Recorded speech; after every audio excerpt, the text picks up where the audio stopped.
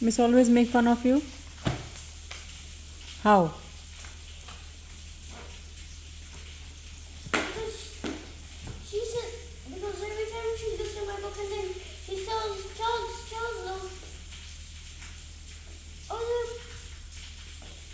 other people that other students that are not here. That I'm not here. Yes, like I'm at where I am at on the world. That's just abuse, man. I don't understand. Okay. Like pretend I'm at number one. Miss comes and then she says that Hey everyone, look at Junior.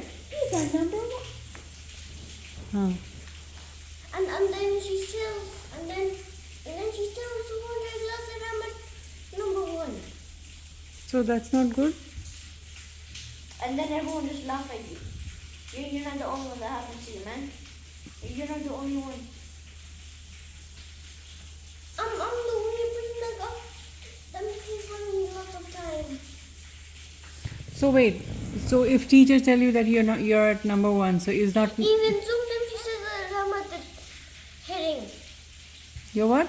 Even sometimes she tells the class that I'm at the heading. You're at the heading, Yes. which is good. You don't think it's good?